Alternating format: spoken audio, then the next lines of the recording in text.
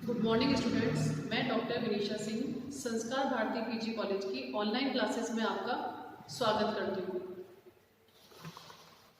जैसा कि हमने कल पेपर फर्स्ट लोक प्रशासन के तत्व उसमें हमने लोक प्रशासन का अर्थ, प्रकृति, क्षेत्र पढ़ा था, तो आज हम पढ़ेंगे लोक प्रशासन एवं निजी प्रशासन में क्या समानताएं हैं और क्या असमानताएं हैं।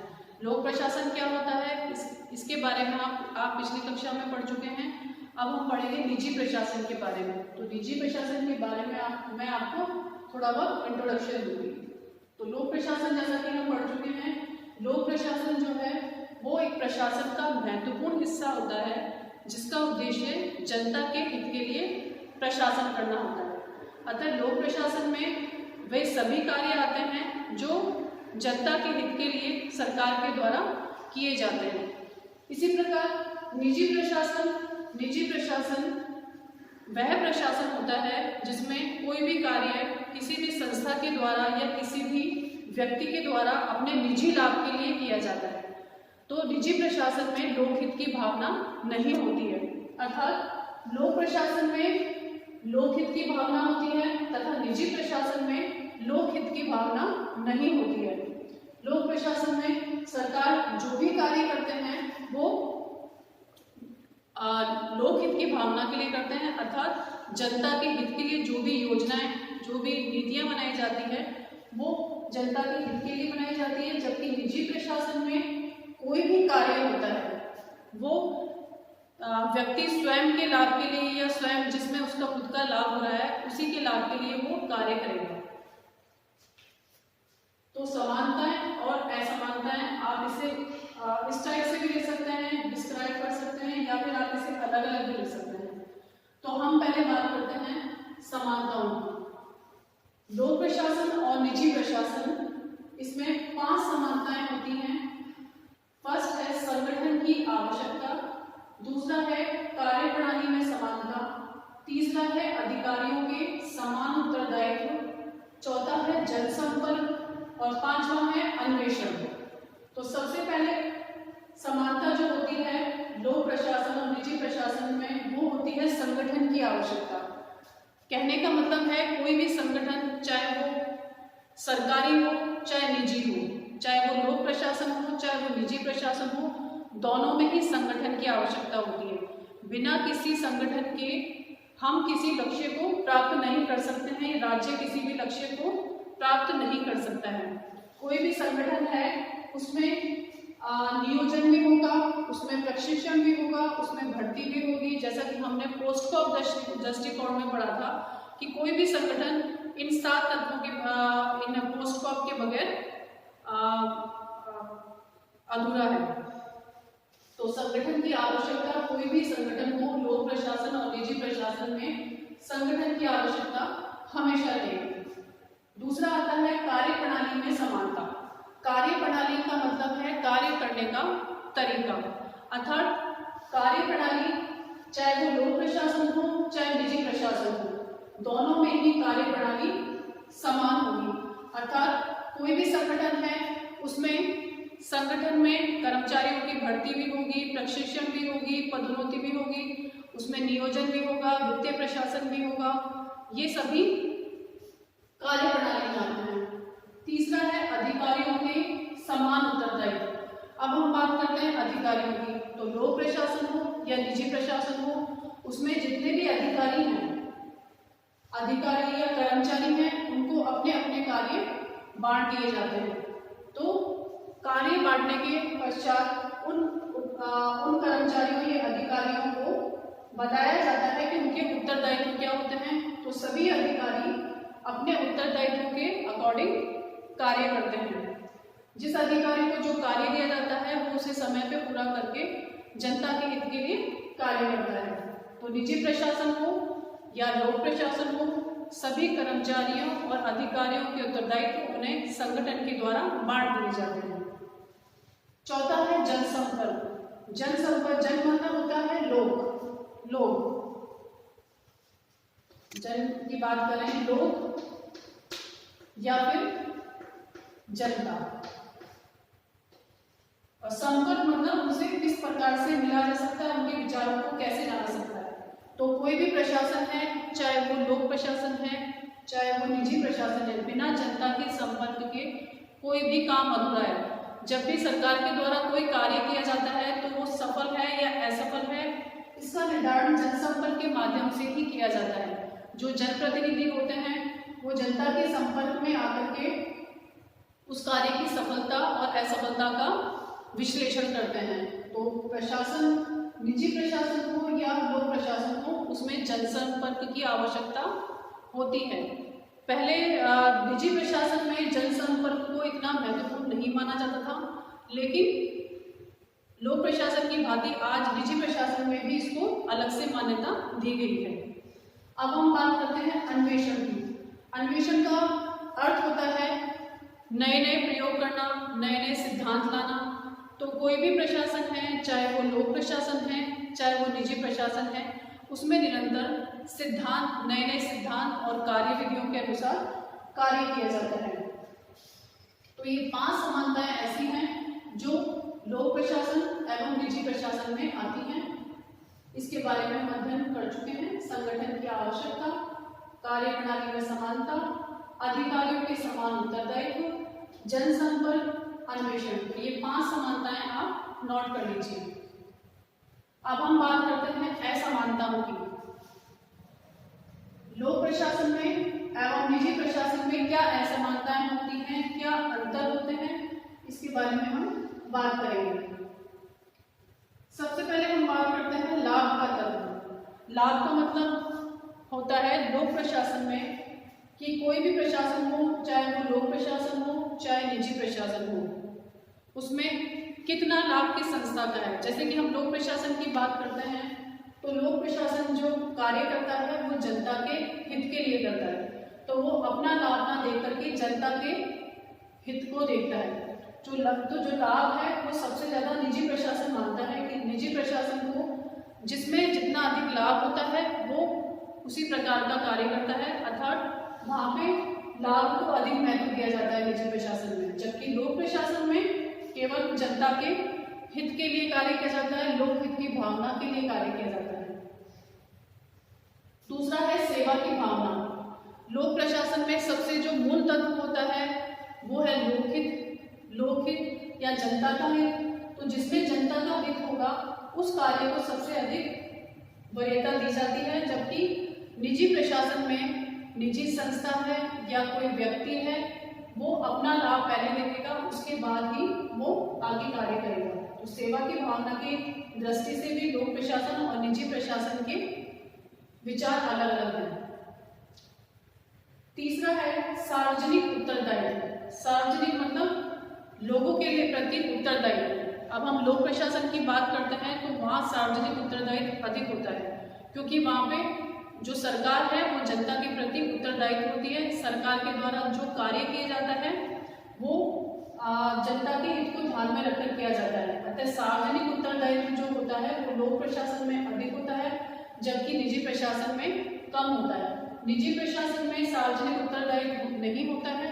निजी प्रशासन व्यक्ति खुद के लिए करता है, खुद के लाभ के लिए करता है, वो जनता के प्रति जवाबदेहिता उसकी नहीं होती है। चौथी बात करते हैं हम व्यवहार की एकरूपता। जहां बात करते हैं हम लोक प्रशासन की, लोक प्रशासन में व्यवहार की जो एकरूपता है वो अधिक देखने को मिलती है। मतलब उनका व्यवहार जो है वो एक समान रहता है, चाहे वो व्यक्ति किसी भी स्तर का हो या कोई भी किसी के प्रति भी जवाबदेही है, लेकिन उनका व्यवहार जो है वो एक ही प्रकार का रहेगा। जबकि निजी प्रशासन में व्यवहार जो होता है वो व्यक्ति को देख करके होता है। निजी प्रशासन में यदि व्यक्ति किसी के साथ कार्य करता है, किसी भी संगठन के साथ कार्य करता है, तो वो देखेगा कि जहां उसका लाभ होगा वो उससे अधिक ज़्यादा सौदे करेगा। भाई जैसे कि हम बात करते हैं कोई भी व्यक्ति है, यदि वो बिजनेस करता है, बिजनेस करने के साथ उसको जहां अपना लाभ अधिक दिखाई देगा वो उसके साथ ज़्यादा बिजनेस करेगा। अतः उसका व्यवहार जो होता है वो उसका जो व्यवहार होता है वो उसके बिजनेस के साथ बदलता रहता है। जहां उसको अधिक फायदा होगा वो अपना व्यवहार बदलता रहेगा। जबकि लोक प्रशासन में ऐसा नहीं है। लोक प्रशासन में जो व्यवहार है वो एक जैसा रहता है, सभी व्यक्तियों के लिए एक जैसा ही व्यवहार रहता है। पांचवा पॉइंट है एकीधिकार की दृष्टि से। एकाधिकार का मतलब होता है स्थायित्वता। जैसे हम बात करते हैं रेलवे बोर्ड की या शिक्षा बोर्ड की, तो यहाँ पे एकाधिकार केवल लोक प्रशासन का होता है, जबकि निजी प्रशासन में एकाधिकार कम होता है। 6 पॉइंट है हमारा कानून एवं नियमों का प्रभाव। कानून एवं नियमों के प्रभाव की दृष्टि से यदि हम देखें तो हमें दिखाई देता है कि लोक प्रशासन में ज्यादातर कार्य कानून एवं नियमों के अंतर्गत किया जाता है, क्योंकि उनकी जवाबदेहिता जनता के प्रति अधिक होती है। अर्थात कोई भी कार्य किया जाएगा वो कानून एवं नियमों के अंतर्गत रहकर ही किया जाएगा, जबकि निजी प्रशासन में कार्य को कानून और नियमों की दृष्टि से कम आंका जाता है, वहां पे कानून नियमों का इतना प्रभाव नहीं रहता है। 7 पॉइंट है जीवन आवश्यक एवं अपरिहार्य सेवाएं।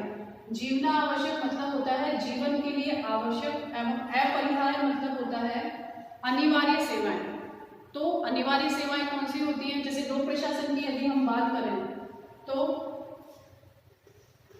हम शिक्षा की बात करते हैं, चिकित्सा की बात करें,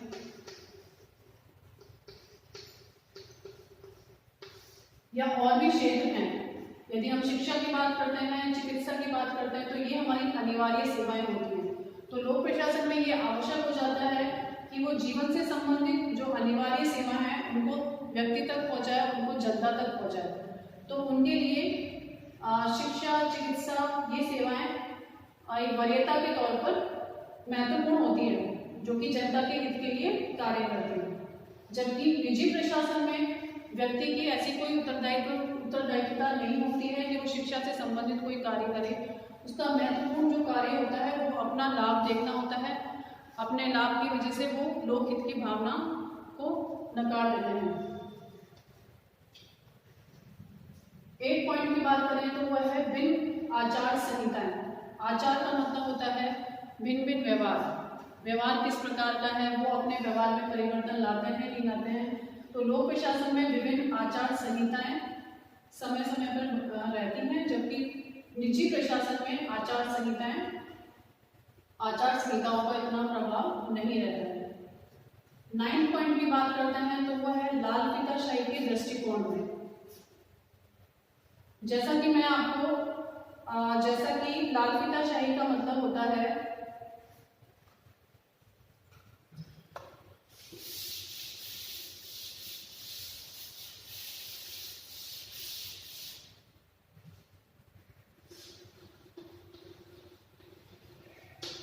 ये आप 12th में भी पढ़ चुके होंगे, 12th क्लास में पब्लिक एडमिनिस्ट्रेशन में। लाल फीताशाही का अर्थ होता है कार्यों में देरी।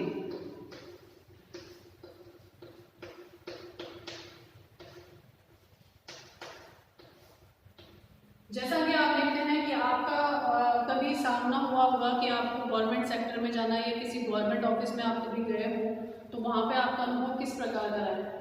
जैसा कि आप जाते हैं गवर्नमेंट सेक्टर में या किसी भी गवर्नमेंट ऑफिस में जाते हैं अपना कार्य करवाने के लिए, तो आपका कभी भी एक दिन में कोई कार्य नहीं होता है।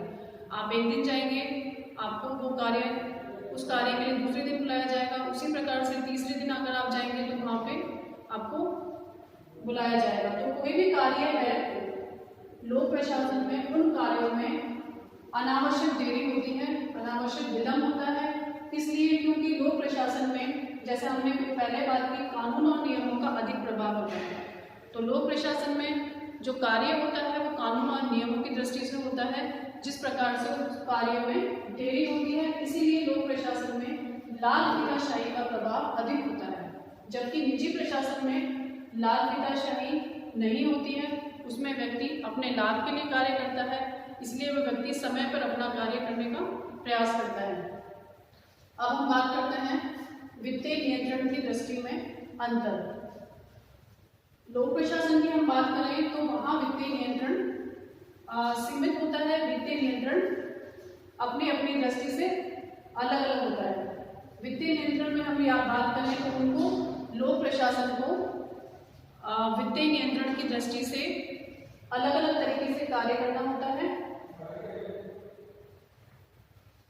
लोक प्रशासन में आय का, व्यय का जो लेखा जोखा है वो उनको बताना होता है। वो एक लिमिट तक जो अपना व्यय है या आय है वो कर सकते हैं, उसका सारा लेखा जोखा उन्हें रखना होता है।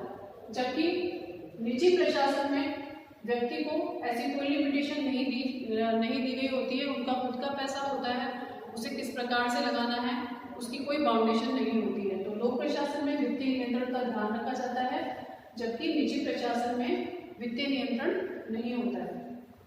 अब हम बात करते हैं सेवा सुरक्षा की दृष्टि में।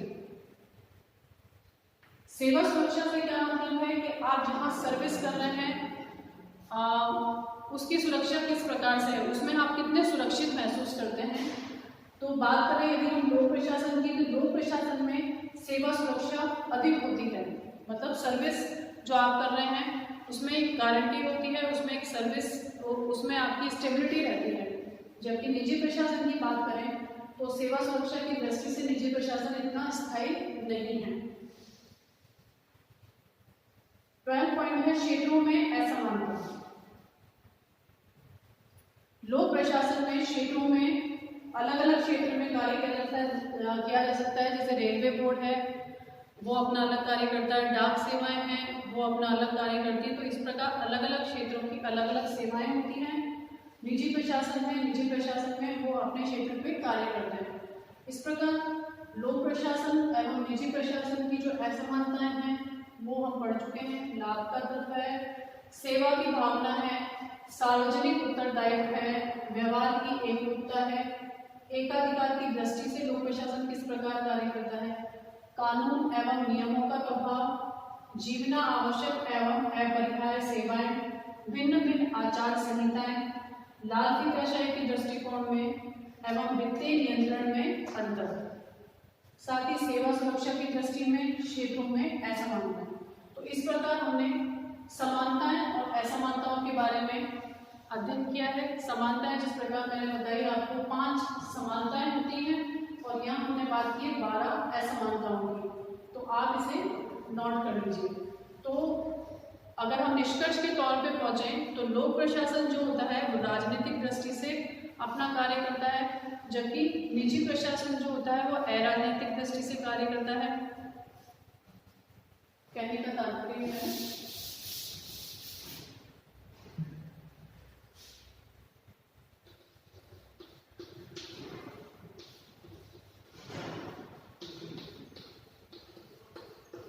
लोक प्रशासन जो होता है वो राजनीतिक होता है, जबकि निजी प्रशासन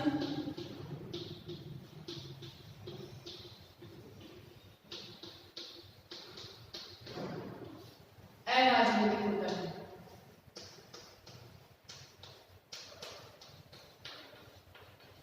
अर्थात राजनीतिक हम इसलिए कहते हैं क्योंकि लोक प्रशासन में सरकार का जो होता है ब्यूरोक्रेसी पे या नौकरशाही पे या प्रशासन पे हस्तक्षेप होता है। जबकि निजी प्रशासन की यदि हम बात करते हैं तो निजी प्रशासन अराजनीतिक होता है।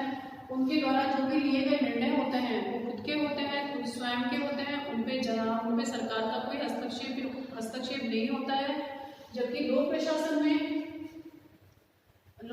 में जो भी कार्य किया जाता है वो लोकहित की दृष्टि से किया जाता है। निजी प्रशासन में लोकहित को नकार दिया जाता है। सेकंड जो बात है हम बात करते हैं लोक प्रशासन में, हमने एक पॉइंट पढ़ा था लाल फीताशाही।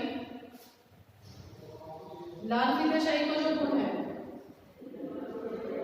लोक प्रशासन में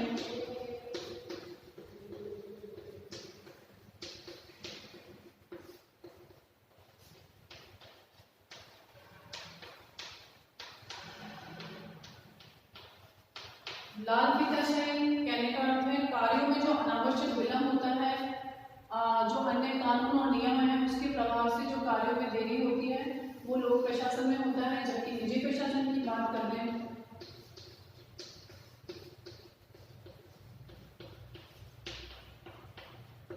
तो निजी प्रशासन में लाल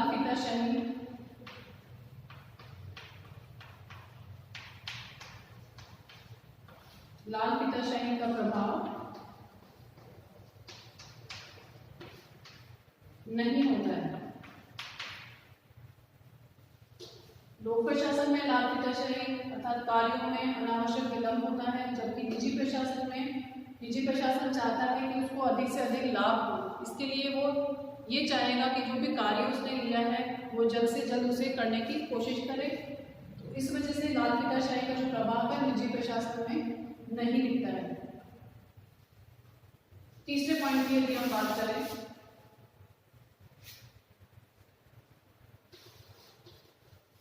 लोक प्रशासन में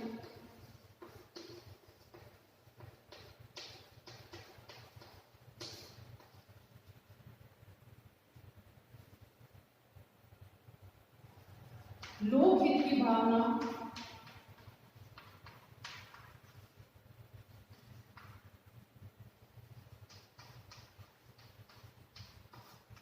सर्वोपरि होती है।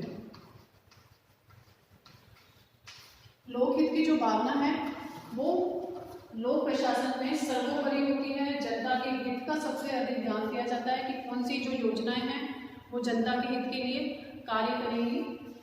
उसी प्रकार निजी प्रशासन जो है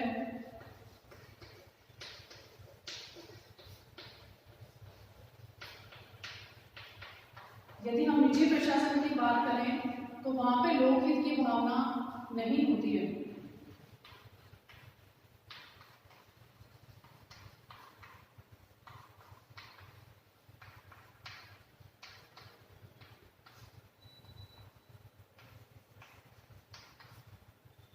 तो ये 3 पॉइंट है जिससे कि हम पूरा लोक प्रशासन और निजी प्रशासन को समझ सकते हैं।